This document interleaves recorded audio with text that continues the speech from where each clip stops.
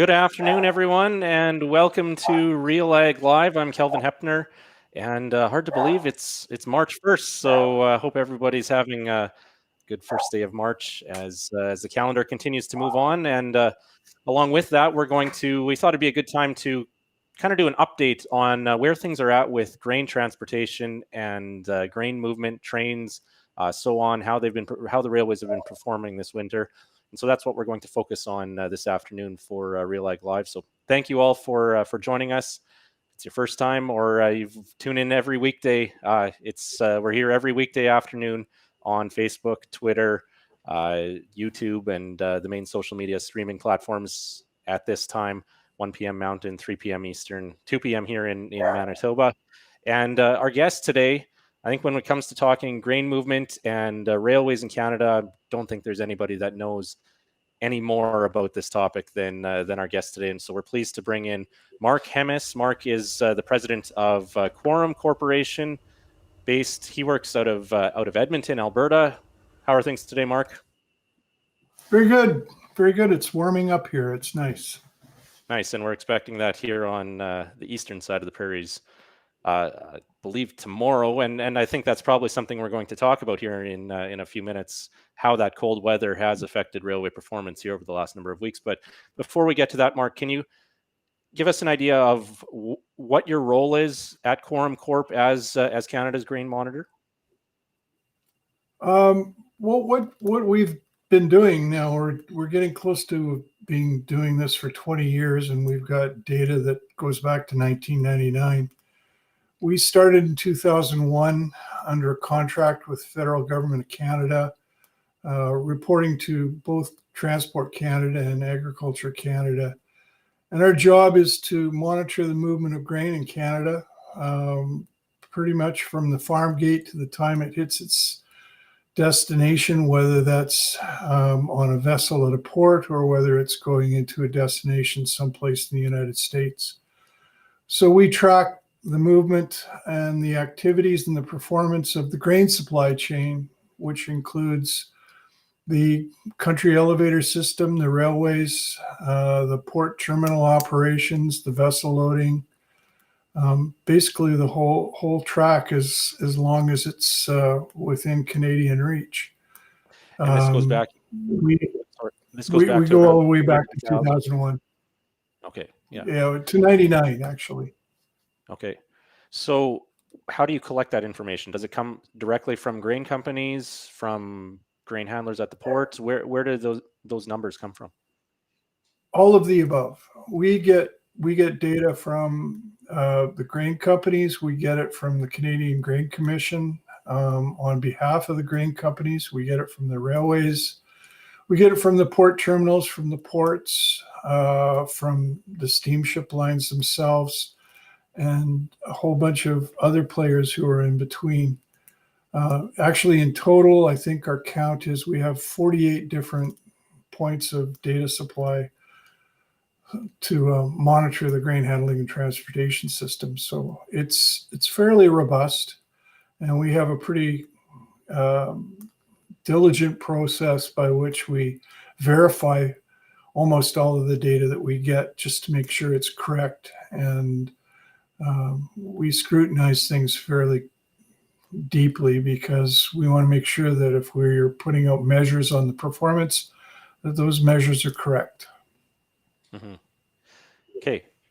People watching, feel free to comment with questions, and we'll bring them up if they're relevant and interesting here. But to start, Mark, here we are into the first week of March.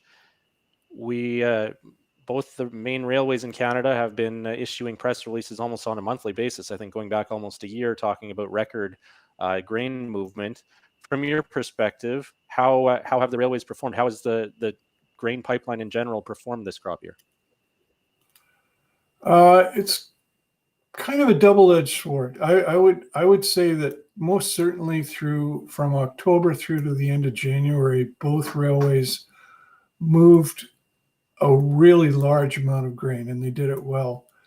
I don't think that's the whole story, but there's a bunch of reasons why they were able to do that. certainly because they worked hard at it. That can't be in doubt. There are still issues that we face. Now, when you talk about everything that happened after the blockades came off, right around this time last year, um, things were things were not looking so well at the end of last February. And I think when COVID hit, there was a lot of rail capacity that was freed up for them to be able to move the volume of grain that they did. And they did a pretty good job of catching up to the end of the crop year at the end of July last year, which resulted in last year setting a record volume movement. They slowed down a bit in August and September, and what we had during that point in time was a buildup of vessels on the West Coast. But October came around, and they really cranked up the effort, and all the way till the end of January, the volume records were back in place. I should emphasize a few things, though, in that regard. One is that, of course, the pandemic has allowed the railways to have the available capacity that they may not have otherwise had. So grain really fared well out of the pandemic. If there was only one bright spot in what we've had to endure over the last 12 months, that would be it.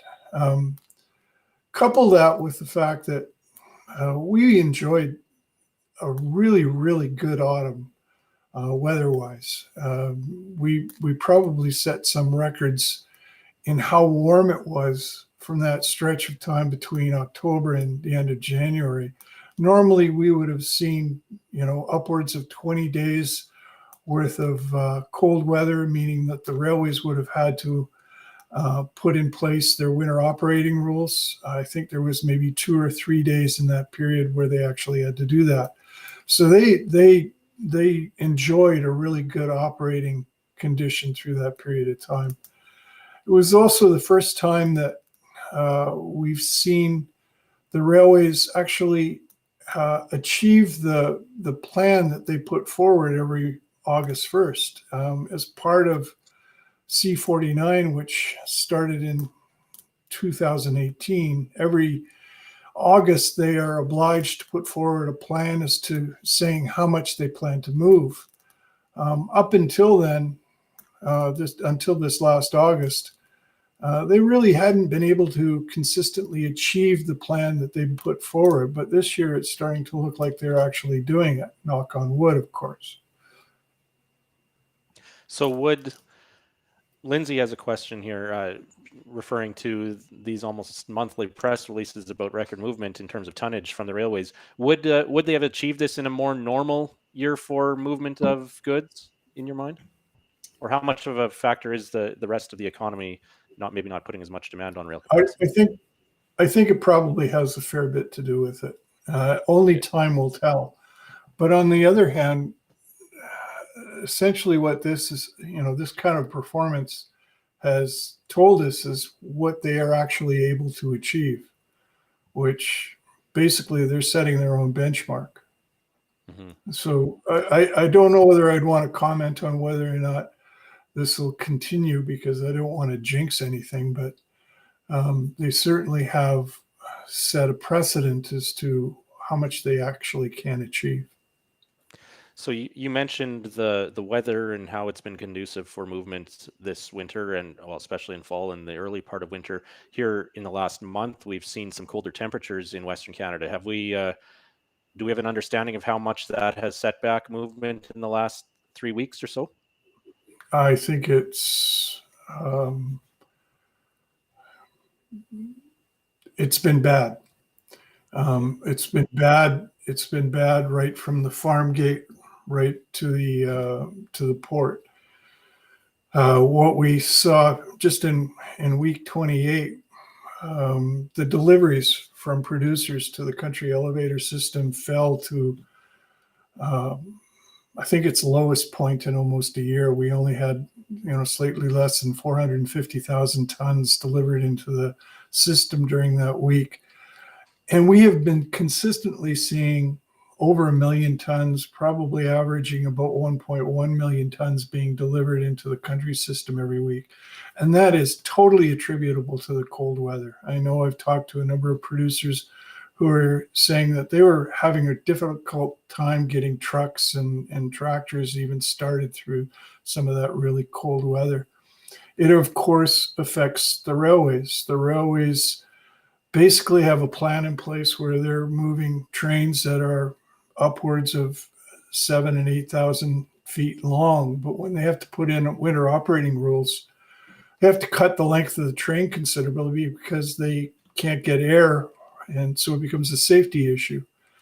Of course, they're staffed and their other resources are geared towards having those longer trains. And when they have to shorten them up, we lose a lot of capacity. On top of which, it's not a great operating condition to be running trains in 30 and 40 below weather. So everything really slowed down. So we saw a slowdown in deliveries. We saw a slowdown in the number of cars that were spotted in the country. We saw a real reduction in the number of cars that made it to port to be unloaded. And consequently, the number of vessels at the West Coast in particular have really increased in the last 3 weeks. Where are we at there? 35, 40 in that range? We're 32 in Vancouver and we have 11 in Prince Rupert. So it's a very, very high number. Okay, not something you're comfortable with. No. In a historical context, though, this winter has been, I would say, mild. We haven't had as much cold weather as what we would normally have in Western Canada. What would the winter performance be compared to the past few years? I would say that with the exception of the last 3 weeks, this has been an exceptionally mild winter. Mm-hmm. It's funny. I said back in early January, we're going to pay for this, and I think we did. And when you come out of a period like this, it's not like you flip a switch and everything comes back to normal either. It's going to take a few weeks, maybe even a month and a half for all of this to right itself. Mm-hmm. So, of course, we've heard about pipelines in the news a fair bit here in the last couple of months. We have a question from Brian Voth asking about crude oil demand and whether, I was actually thinking of this from the other side of the question with pipelines not being built, whether there's going to be more pressure on railways. That's probably more of a longer term issue. He's talking about with the drop in crude demand, is it safe to assume railways are moving much more grain and less oil? Is that also part of this capacity? The rest of the economy not putting as much demand on rail capacity this year? It has a slight impact, but I would qualify that as because there is a somewhat error in belief that crude oil in the first place had a big impact on the amount of grain that moved. And the reason is that oil by rail is predominantly moving east and south, usually south into the United States. The dominant direction for grain is to move off the prairies to the West Coast. So they're not really competing for the resources and the track time on those corridors.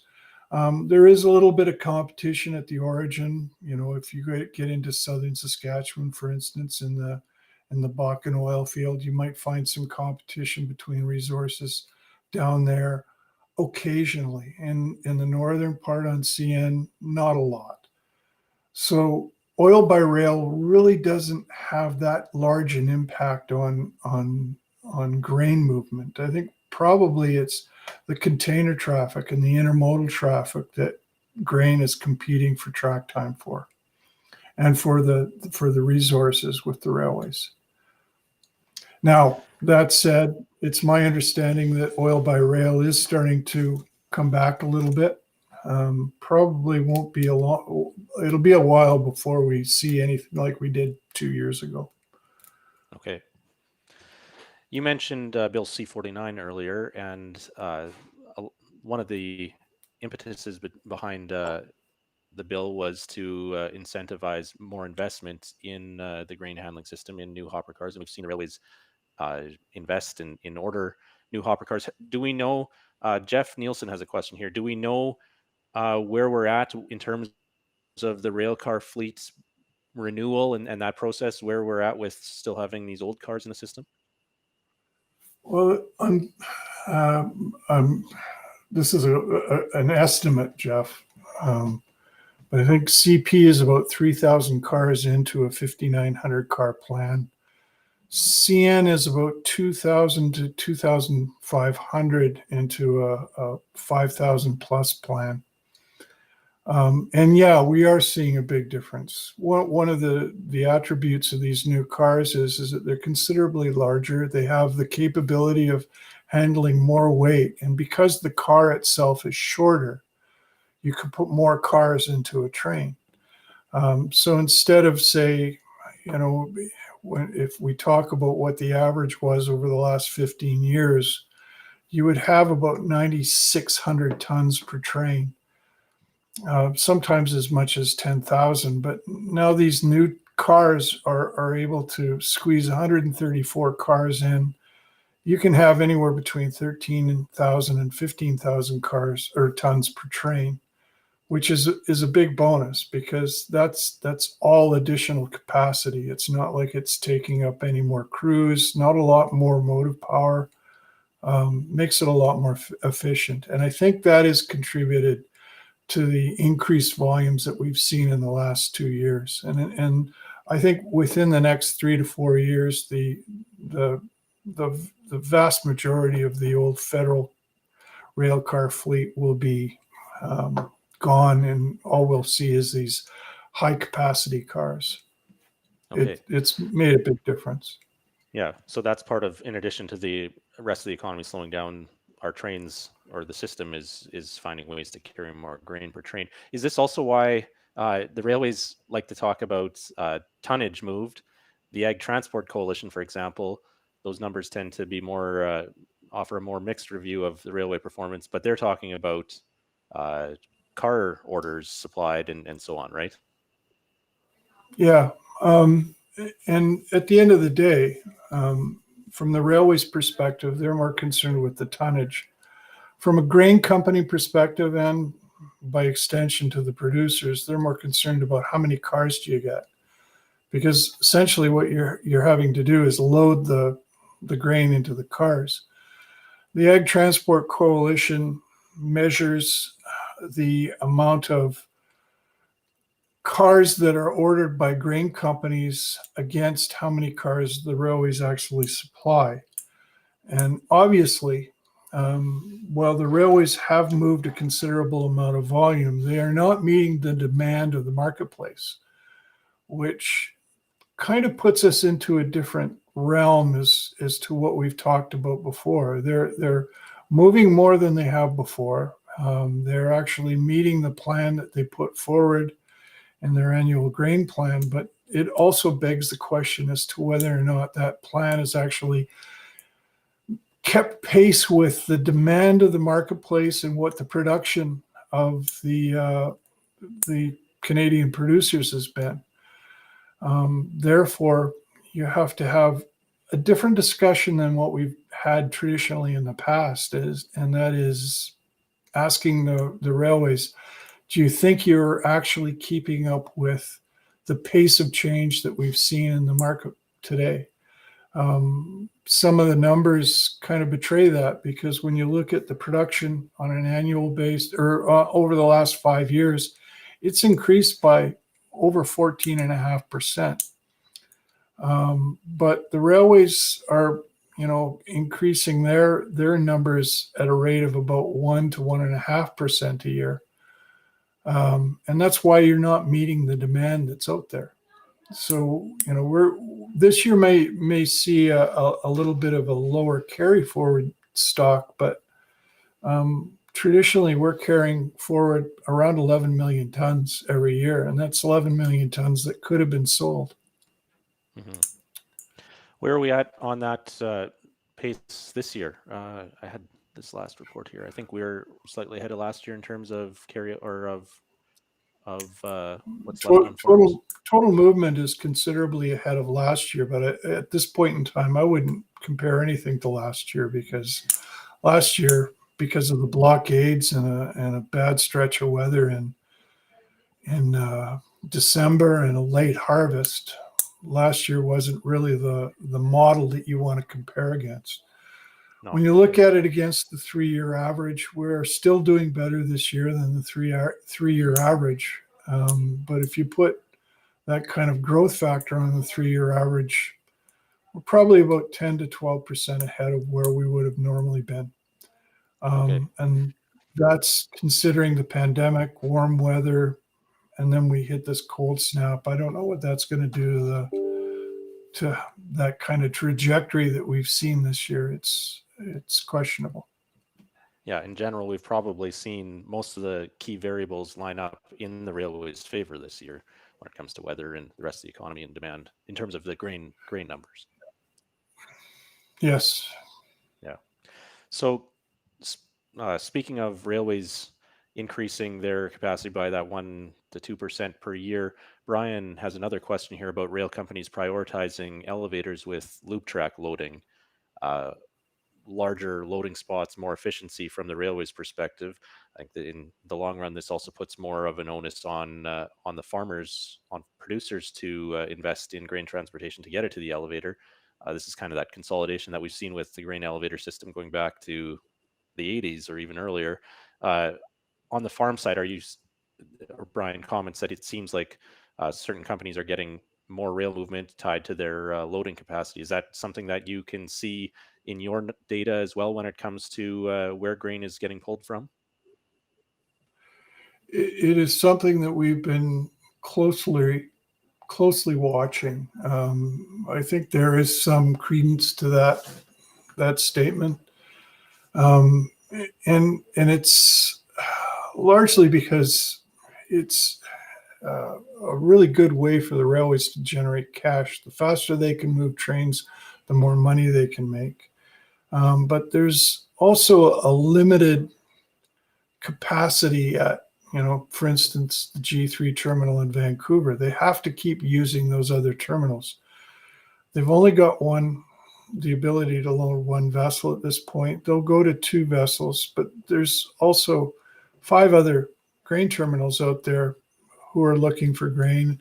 And it also has a lot to do with a lot of the relationships that those other companies have built up over the years. So yeah, there's more competition, which is a real positive thing for the producer side, but it really puts a challenge on the whole system to continue to move that way. So I think that that's going to be a trend going forward, but don't forget that it took us 20 years to replace, or essentially replace, the old wooden crib conventional elevators with the high throughputs. I think we're probably at least that long before we see that kind of conversion on the loop track side in the country. Okay. Jeff has a follow-up question as well on this topic of longer trains with more grain, with cars that can carry more grain. Does this complicate things at the port when we have these much longer trains with more grain per train? Does that make it more difficult in terms of getting things into the ship? Yes. It's not getting it into the ship, it's getting it to the terminals.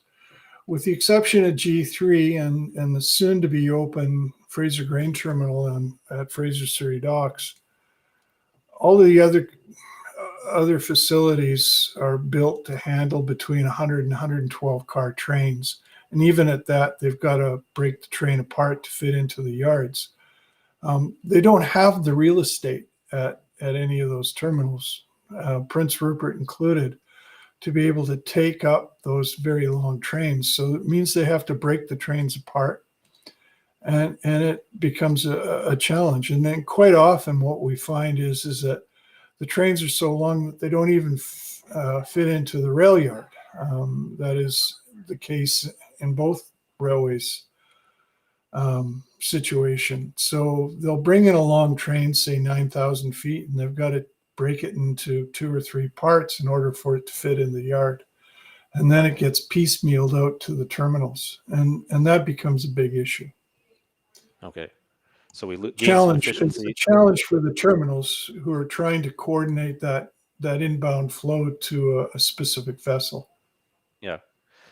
We could talk about trains for a long time here, but what about and speaking of ports, Mark, how have the ports performed this year? There is a bit of a lineup now at Vancouver, but that's, I think, more to do with the weather and the railways. Has port performance been smooth this winter?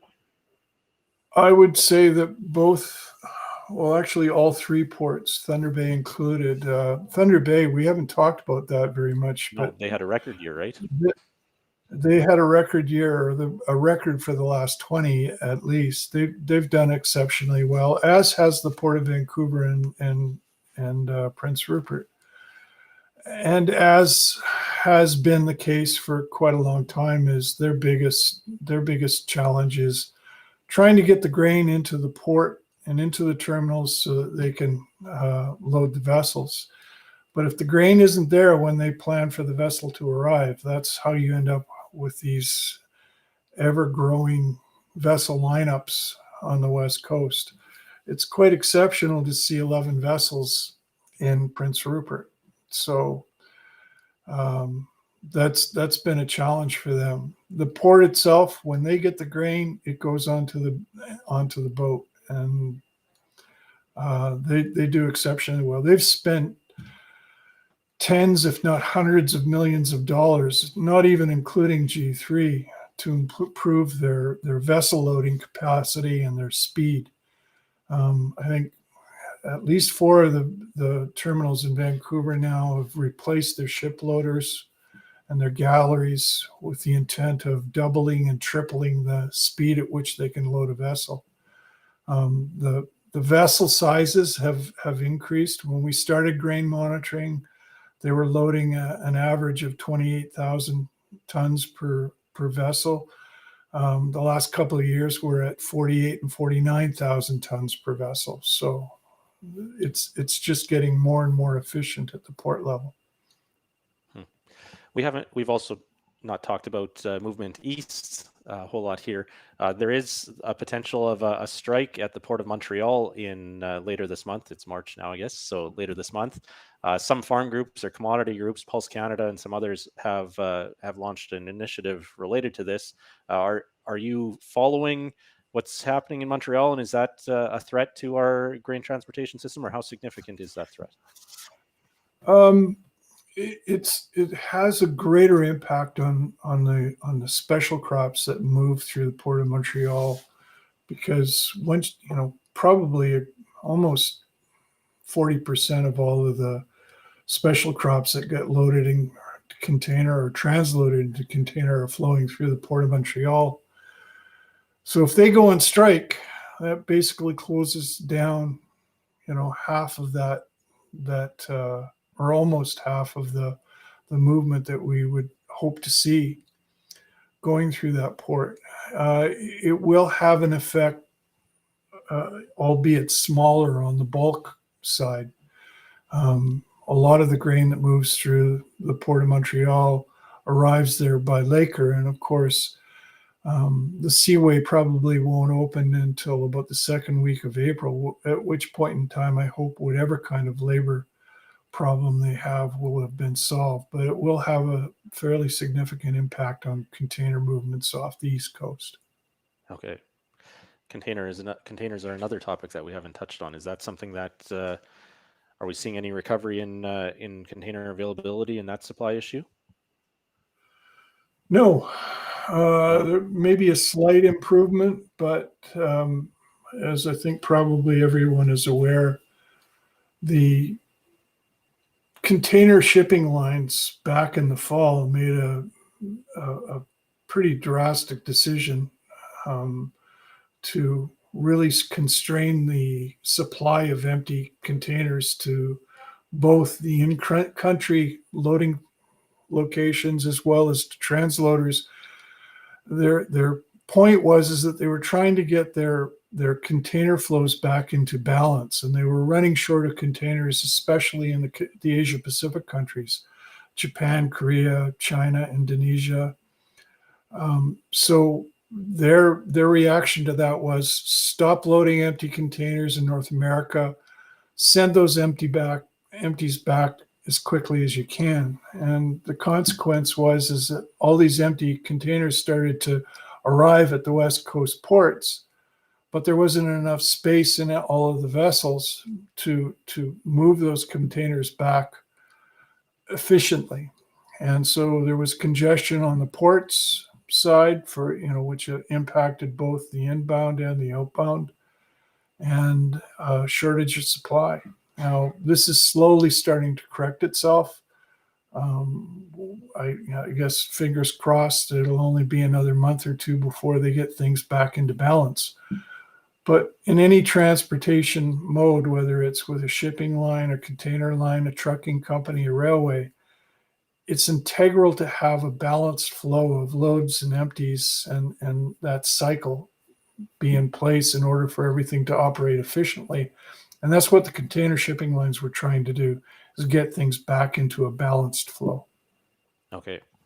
We could talk about logistics and grain movement here for a long time, Mark, but I guess looking forward to the rest of this crop year, is there a certain bottleneck or issue or topic that you are paying close attention to as we head into the end of the final part of the crop year and into the new crop year in summer?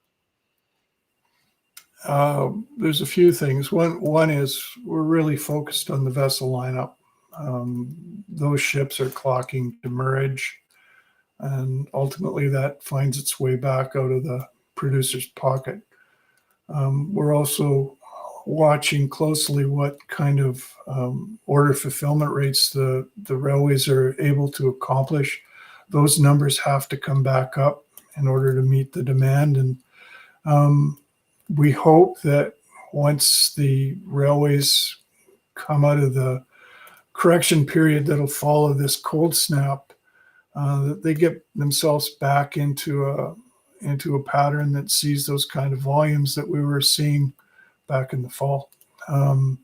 If we don't see that, we could be into trouble into the spring period and the early summer.